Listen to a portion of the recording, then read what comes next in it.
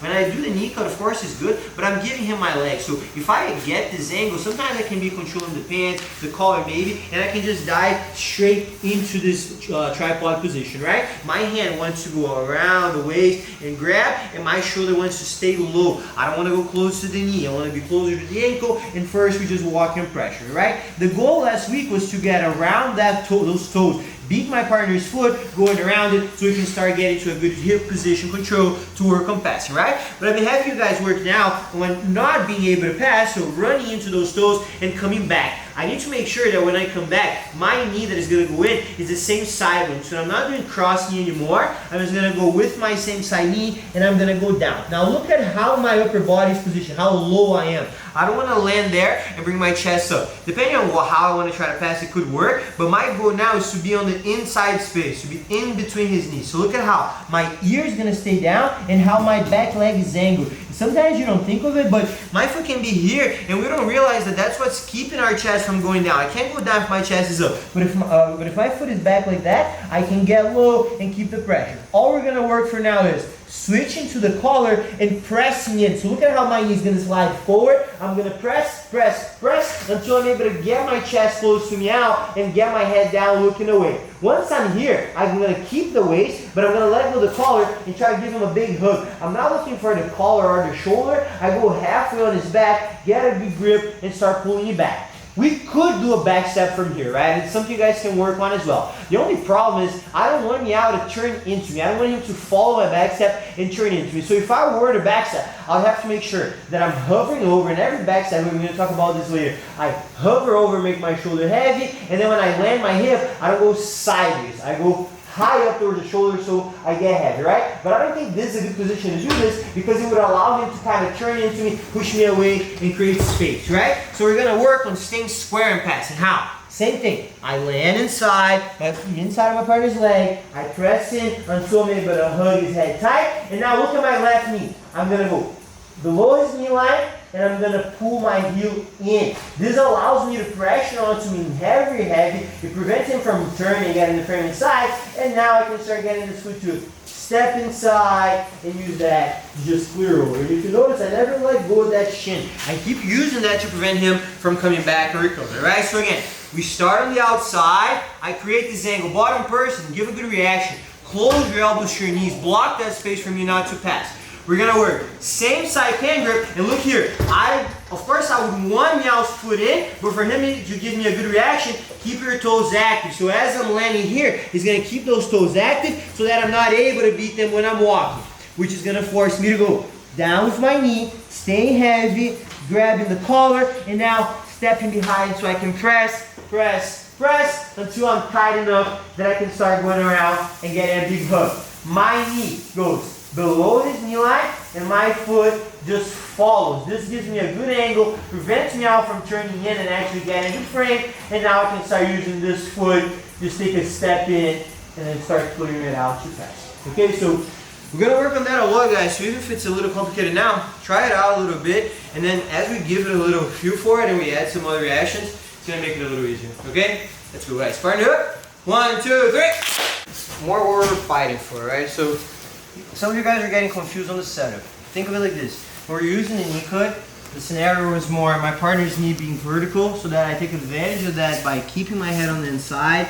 hugging his waist with my belt grip, either using the collar grip with my elbow pin that leg down to keep his hip down, or changing my hand to these pins to pin that leg down, right? It's not different when I land from this tripod outside position here, guys. The same thing. The only difference would be that I'm not going to have the collar, right? I'm going to have to rely on hugging, pressing in, and using that tripod pressure. You still use the pressure, guys. Even if you have to kind of let your part, like, see how his foot came in? Even if right now when we're drilling, I have to let him move, get more spiders and get it back, work on getting the tripod first. Because again, we're working on not being able to abduct the foot and get those toes in, but the goal is not that. The goal would be to be heavy enough with this tripod, get those toes in, so I can either just walk past and fully pass, or if his hip starts moving back in, using this knee to pin the leg down, right? This knee does nothing more than pin the leg down. The difference between having the foot in and having the foot out is if I have the foot in, when I come into pin, it's a way better position for me because his legs already dragged across. I can stay heavy on him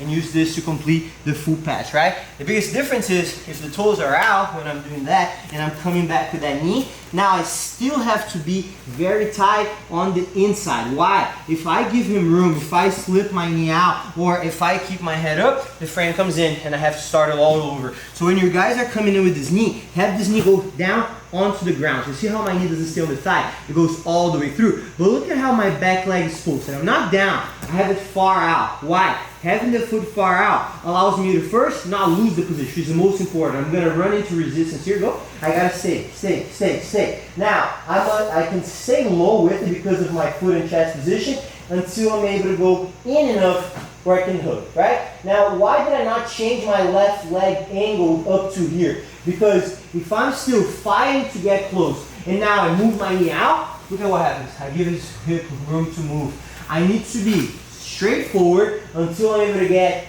here. Once I'm here, why am I moving my knee? Again, we could backstep from this position, but I would have to make sure my shoulder's really heavy and I'm not letting him turn with me, which is hard. There's no point of doing that. That's why I'm going with my knee out and look at my foot.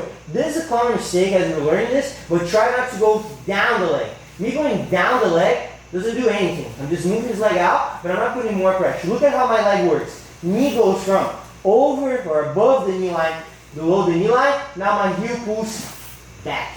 This angle is what I'm really looking for because now I'm pulling his legs into me and my shoulders making him look the other way. And not only makes him really uncomfortable, but look at the gap now. It's easy for my leg to step and then that clears the space for me to pass, right? So again, guys, we're going to work on the same thing. We're just going to add the reaction of not being able to stay in and dealing with that frame. So one more time. If I'm going from the outside, I pin, even if my toes come in. My partner's trying to keep them out. I force that side. He defends. I come back. Look how my head doesn't change. I stay in.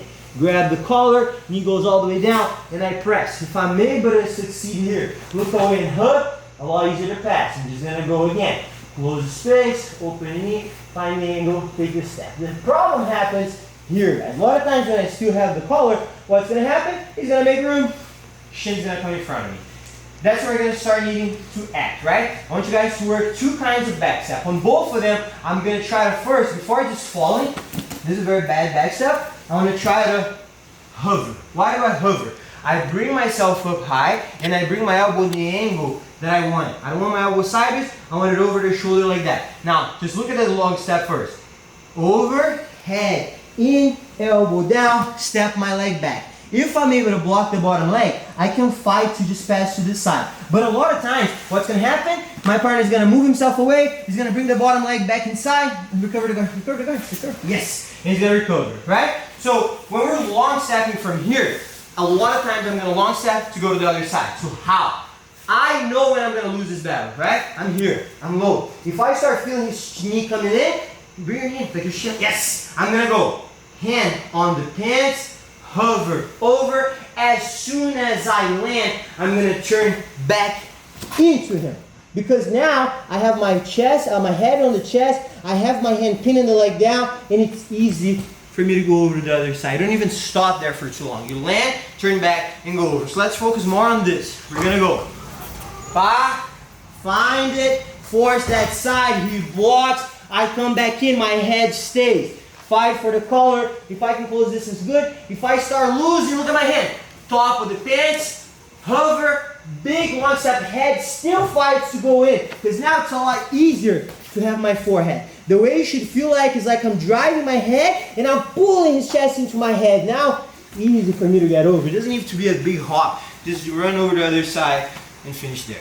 Okay, so again, it might sound like a lot, because I'm talking for a long time, but it's all the same, guys. It's not a lot of motion. It's pretty much trying to get your partner's hip in control and then dealing with the reaction. Okay, I won't go over it again. It's going to be too much.